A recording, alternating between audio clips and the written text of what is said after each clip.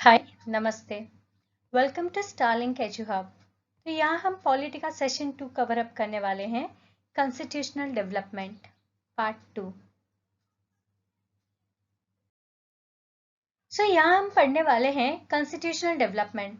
आपने last lecture देखा company rule चला, तो कंपनी रूल आपने देखा कि 1773 से लेकर प्रॉपर 1857 तक ही चल पाया। ठीक है, आपने देखा उसमें रेगुलेटिंग एक्ट था, पिट्स इंडिया एक्ट था, फिर 4 चार्टर एक्ट आए, लेकिन जो 4th चार्टर एक्ट था वो एक्सटेंड नहीं हो पाया 20 ईयर्स के लिए, क्योंकि 1857 में एक रिवॉल्ट हो गया। तो 1857 का जो रिवॉल्ट था वो सोशल, इकोनॉमिक, पॉलिटिकल या मिलिट्री रीजंस के कारण हुए थे, जिसके वजह से ब्रिटिशर्स जीत तो गए थे, लेकिन ब्रिटिशर्स काफी डर भी गए थे, क्योंकि इंडियंस काफी अवेयर हो चुके थे और उन्होंने मास यूनिटी भी देखा, कोऑर्डिनेशंस भी देखा, जो उनके लिए फ्यूचरिस्टिक प्रॉब्लम क्रिएट कर सकता है। तो जब क्वीन विक्टोरिया ने ये सारी चीजें को एनालाइज की, तो उन्होंने कंपनी रूल हटाकर क्या ला दिया, क्राउन रूल ला दिया, यानी कि अब क्वीन रूल चलेगा। आप टाइमलाइन देख सकते हो, 1858 से लेकर 1947 तक का टाइमलाइन। तो पहला एक्ट पास किया जाता है act of good government of India के नाम से, that is government of India 1858, जिसमें कंपनी रूल पूरा हटकर क्राउन रूल आ गया। और ये सब का कारण क्या था, रिवॉल्ट ऑफ 1857। सिर्फ इतना ही नहीं, आप देख सकते हो गवर्नर जनरल का पोस्ट हटाकर वॉइसरॉय का पोस्ट आ जाता है, और वॉइसरॉय को सपोर्ट कौन करेंगे, secretary of state. Secretary of state किसके आदमी रहेंगे, क्राउन के या फिर क्वीन के, ऐसे आप समझ के चलिएगा। सबसे हाईएस्ट कौन है, वॉइसरॉय। वॉइसरॉय को सपोर्ट कौन करेंगे, secretary of state. Secretary of state किसके आदमी रहेंगे, ब्रिटिश क्राउन के। सेक्रेटरी ऑफ स्टेट भी खुद से डिसीजन नहीं लेंगे, उनको हेल्प कौन करेगा, ये 15 मेंबर्स, जिनको क्या बोला जाएगा, काउंसिल ऑफ इंडिया। इनफैक्ट ये सेक्रेटरी ऑफ स्टेट को पावर एंड ऑथोरिटी भी कुछ दी जाएगी, और उन्हें एक वॉइसरॉय का एजेंट के तौर पे नियुक्त किया जाएगा। तो आप देख सकते हो फर्स्ट वॉइसरॉय ऑफ इंडिया कौन थे, लॉर्ड कैनिंग, और इनके टेन्योर में बोर्ड ऑफ कंट्रोल और कोर्ट ऑफ डायरेक्टर का जो दो डिपार्टमेंट था पूरी तरह एबॉलिस्ट हो चुका है, जो आपने देखा था कमर्शियल एंड पॉलिटिकल पर्पस के लिए बनाया गया था। देखिए, यहाँ हम पढ़ने वाले हैं इंडियन काउंसिल एक्ट 1861। यहाँ आप देख सकते हो इंडियंस का धीरे धीरे लॉ मेकिंग प्रोसेस में पार्टिसिपेशन शुरू हो गया। In fact first time Indian represent भी करने वाले हैं वॉइसरॉय के एग्जीक्यूटिव काउंसिल को भी, लेजिस्लेटिव काउंसिल को भी, specially non official post. 3 Indians entered भी हो चुके थे, उसमें थे Raja Banaras, Maharaja Patiala, sir Dinkar Rao. In fact you can see legislative council को एस्टेब्लिश कर दिया गया, सेंटर पे भी एंड प्रोविंस पे भी। प्रोविंस को आप स्टेट समझ सकते हो। न्यू लेजिस्लेटिव काउंसिल भी बना दिया गया बंगाल में इन 1862, नॉर्थ वेस्टर्न फ्रंटियर में 1866, पंजाब में भी अलग से इन 1897। इवन वॉइसरॉय को एक एक्स्ट्रा पावर दे दिया गया था ऑर्डिनेंस इश्यू करने का। लाइक इमरजेंसी में अगर उन्हें कोई भी बिल पास करना है कुछ टाइम के लिए ही, टेम्पररी टाइम के लिए ही, तो वो बिना secretary of state and council of members का परमिशन के पास कर सकते हैं, उसे बोलते हैं ordinance. It according statutory recognition to the portfolio, यानी डॉक्यूमेंट सिस्टम। जो भी डॉक्यूमेंट सिस्टम रहेगा पार्लियामेंट में डिस्कस किया जाएगा, स्टैट्यूटरी रिकॉग्निशन भी दिया जाएगा। इनिशिएट किया गया the process of decentralisation by restoring the legislative power to Bombay and Madras. देखिए, बॉम्बे एंड मद्रास के पावर जो ले लिए गए थे कंपनी रूल्स के दौरान, क्राउन रूल में उनको लौटा दिया गया। यहाँ हम पढ़ने वाले इंडियन काउंसिल एक्ट 1892। यहाँ आप देख सकते हैं इनडायरेक्ट इलेक्शन शुरू हो चुके थे, नॉमिनेशन शुरू हो चुके थे, the size of legislative council भी धीरे धीरे इंक्रीज होने लगा, एनलार्ज हो गए the functions of legislative council, और काम भी बढ़ गए, and give them the power of discussing budget and addressing question to the executive. Budget भी डिस्कस किया जाएगा, क्वेश्चन भी एड्रेस कर सकते थे।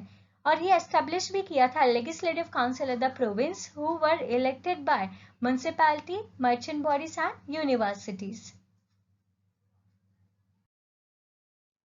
तो यहाँ हम पढ़ने वाले हैं Indian council act 1909। So this is very important, क्योंकि आप यहाँ देख सकते हो बहुत सारे रिफॉर्म्स भी हुए हैं, और हमारी हिस्ट्री में भी एक बहुत बड़ा टाइमलाइन चेंज हो रहा था आफ्टर पार्टीशन ऑफ बंगाल इन 1905। तो 1909 के एक्ट को मॉर्ले मिंटो रिफॉर्म के नाम से भी जाना जाता है, जहां मॉर्ले सेक्रेटरी ऑफ स्टेट थे और मिंटो थे वॉइसरॉय। याद करने का तरीका भी बहुत सिंपल है, एस अल्फाबेटिक ऑर्डर में पहले आता है, वी बाद में आता है। तो सेक्रेटरी ऑफ स्टेट फर्स्ट वाले एंड वॉइस रॉय सेकेंड वाले। तो यहाँ क्या हुआ था, डायरेक्ट इलेक्शन शुरू हो गया था लेजिस्लेटिव काउंसिल्स को लेकर। इनफैक्ट सेंट्रल लेजिस्लेटिव काउंसिल के भी नाम चेंज हो गए इंपीरियल लेजिस्लेटिव काउंसिल करके, और जो सेंट्रल लेजिस्लेटिव काउंसिल के मेंबर थे उनको भी इंक्रीज कर दिया 16 से 60। ये एक्ट का सबसे स्पेशल पॉइंट ये है सेपरेट इलेक्टोरेट, जहां मुस्लिम्स अपने कम्युनल रिप्रेजेंटेशंस करने वाले हैं। इनफैक्ट आप और एक चीज देख सकते हो, official majority central legislative council में रिटेन थी, लेकिन प्रोविंस में नॉन ऑफिशियल मेजोरिटी को अलाउ कर दिया गया था कि वो इंक्रीज कर सकते हैं। Indians for the first time in viceroy executive council, और पहले कौन थे, Satyendra Prasanna Sinha as the law member. In fact you can see it also provided for the separate representation of presidency भी आ चुका था, presidency, corporation, chamber of commerce, university and zamindars. तो ये पूरे पॉइंट्स आपको बहुत सिंपल से याद रखने हैं। मेंबर्स इंक्रीज हुए हैं एंड सेपरेट इलेक्टोरेट आपको याद रखना है। नॉन ऑफिशियल मेजोरिटी प्रोविंस में इंक्रीज हो सकता था, सेंटर पे ऑफिशियल मेजोरिटी रिटेन था, वॉइसरॉय का फर्स्ट टाइम पार्टिसिपेशन में एग्जीक्यूटिव काउंसिल में इंडियंस का, एंड और सेपरेट रिप्रेजेंटेशंस बना दी गई थी। सो यहाँ हम पढ़ने वाले गवर्नमेंट ऑफ इंडिया एक्ट 1919, जिनको मोंटाग्यू ट्रांसफर रिफॉर्म्स के नाम से भी जाना जाता है। Again secretary of state and viceroy, simple. तो यहाँ आप देख सकते हो the central subjects were demarcated and separated from those of province, यानी सेंटर क्या करेगा और प्रोविंस क्या करेगा, दोनों का सब्जेक्ट डिफरेंट हो गया कि सेंटर को अब यही सब्जेक्ट ध्यान देना है, प्रोविंस को पर्टिकुलर सब्जेक्ट से ध्यान देना है। The scheme of dual governance, that is diarchy, very important, was introduced in provincial subject. Diarchy में आप क्या देखोगे कि एक provincial subject रहेगा जिसको दो में डिवाइड कर दिया गया है, transferred and reserved। ठीक है, जो रिजर्व सब्जेक्ट रहेगा जिसमें governor was not responsible to legislative council कि क्या हो रहा है क्या नहीं हो रहा है, उसमें क्या टॉपिक आएंगे, defence, foreign affairs, communication, governor was not responsible. वही ट्रांसफर सब्जेक्ट में governor was responsible to legislative council.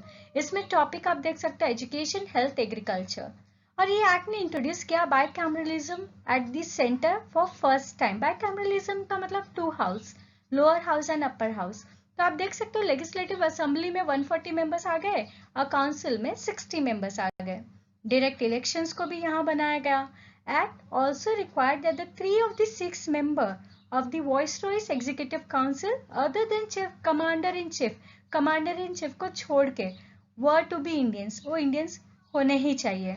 In fact central public service commission को भी सेटअप कर दिया गया इन 1926 एंड सेपरेट कर दिया गया प्रोविंशियल बजट को सेंट्रल बजट से। यानी कि इनडायरेक्टली आप 1919 में ना एक चीज तो दिमाग में बिठा लेना, सेपरेट है कुछ, दैट इज पावर को लेकर, सेंटर का अलग, प्रोविंस का अलग। तो पावर को लेकर बाइकैमरलिज्म सेंटर में आ गया, डीआरकी जो प्रोविंस में था दो में डिवाइड हो गया, ट्रांसफर, रिजर्व, तो बहुत ही इजीली याद हो जाएंगे। सो यहाँ हम पढ़ने वाले गवर्नमेंट ऑफ इंडिया एक्ट 1935, और ये एक्ट बहुत ज्यादा इंपॉर्टेंट है क्योंकि इसी एक्ट में से 70% कंसेप्ट आपके कॉन्स्टिट्यूशनल फ्रेमवर्क के टाइम लिया गया था। ठीक है, सो आप देख सकते हो ये एक्ट बहुत ही लेंदी भी है, तो इसमें से कुछ एक्सट्रैक्ट यहाँ हमने मेंशन करने की कोशिश की है। आप देख सकते हो ये एक्ट में क्या हुआ था, एक ऑल इंडिया फेडरेशन बनाया जा रहा था जिसमें प्रोविंस और प्रिंसली स्टेट को एज ए यूनिट बनाने वाले थे, एस्टेब्लिश करने वाले थे, बट फेडरेशन का भी बना ही नहीं क्योंकि प्रिंसली स्टेट्स बैक हो गए। नेक्स्ट यू कैन सी मतलब वो शामिल ही नहीं हुए। 3 लिस्ट भी बनाया गया था, फेडरल, प्रोविंस, कॉन्करेंट लिस्ट। तो ये पावर डिवाइड किया था सेंटर और प्रोविंस में डिफरेंट सब्जेक्ट्स को लेकर, यानी कि फेडरल मतलब सेंटर, प्रोविंस मतलब स्टेट समझ लीजिए, कॉन्करेंट का मतलब सेंटर एंड स्टेट मिलकर काम करेंगे उस लिस्ट में। तो कुछ सेंटर काम करेगा, कुछ स्टेट काम करेगा, कुछ मिलके काम करेंगे, जो आज के तारीख में central state and concurrent list के नाम से ही जाना जाता है।